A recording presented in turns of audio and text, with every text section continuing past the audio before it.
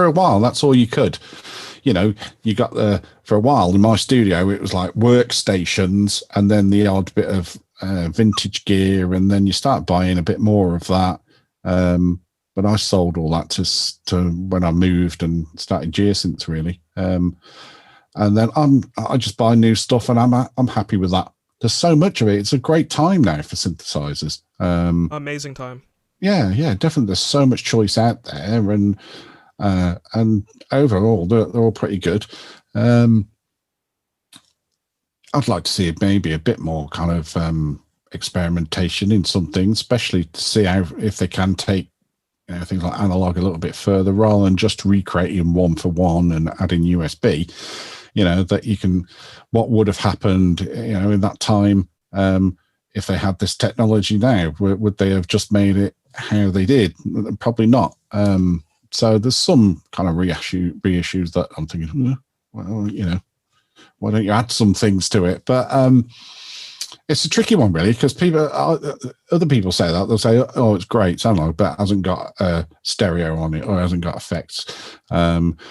Why don't they do something new like they do with digital? And then you'll see something like like a Quantum, which has got everything in it in terms of digital, and go, well, it's just a VST in a box, to minimize it completely. And I just think for a lot of us, there's no pleasing us, really. But it'd be great to see a bit more innovation. Yeah, we're a fickle bunch. Yeah, but, sure. But it's not cheap, is it, at the end of the day?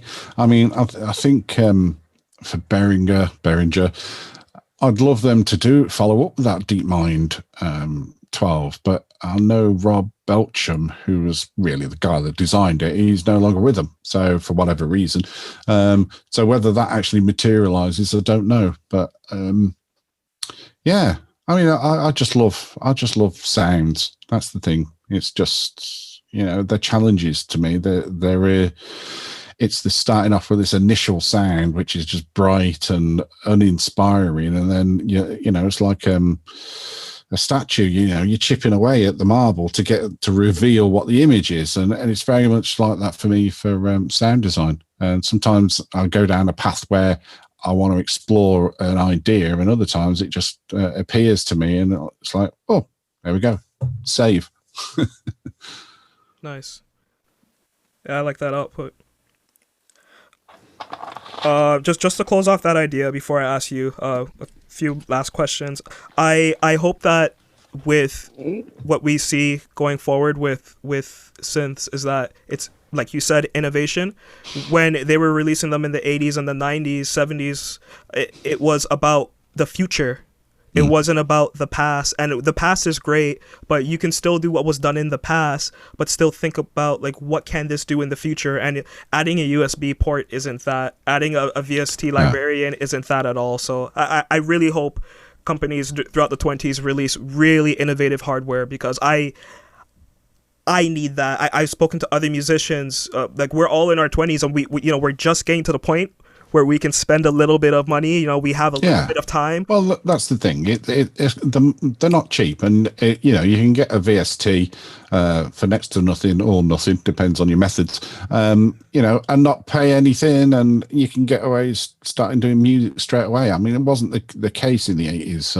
You couldn't. You had to save. You had to work for 6 months with overtime, and then you bought something, and I guess in the 80s, it was all about the future. It was a very kind of, there's elements of being optimistic in the sort of late 80s onwards, especially when like things like the Berlin Wall all came down and we weren't all going to get nuked, because it was a very real prospect then.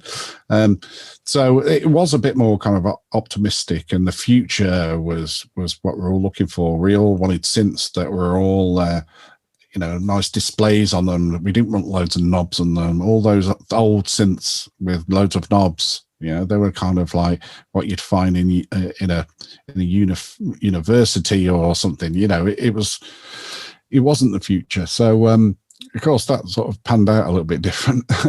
But yeah, it's interesting what's going to kind of come next. I mean, it's come full circle, hasn't it? And I guess for manufacturers, they've got to work out, okay, we've got this a limited amount of people that are into hardware, where the majority are probably into the software because it's easy access and cheaper.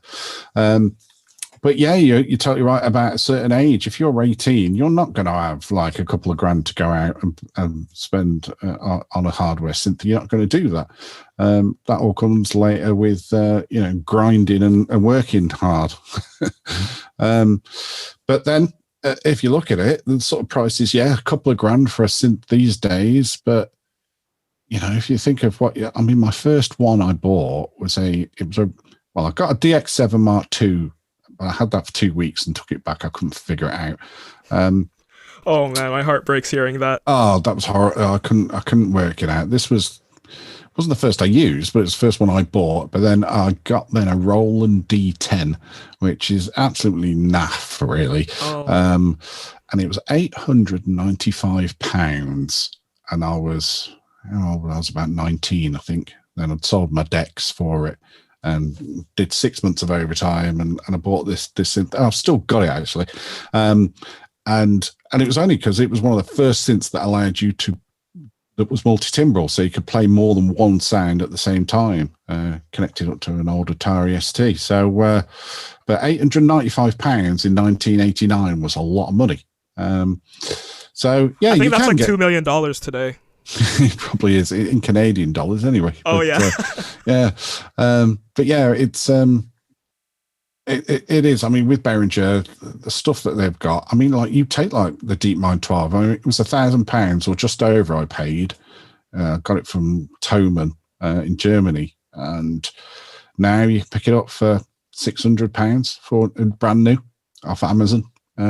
It's amazing. Amount of money, really. I mean, yes, still £600 is a lot of money, if you don't have that kind of thing. But if you're out I was going to say if you're out weekends drinking, but nobody is these days, are they? Mind you, we are in the UK. We have been allowed out now from this week. Really? Yeah, we can't go to pubs or anything, but we are allowed out our houses. So that's one good thing. Yeah, that's good. You can see sunlight. That's nice. Yes, we can do. Wow. Oh, I'm happy to hear that.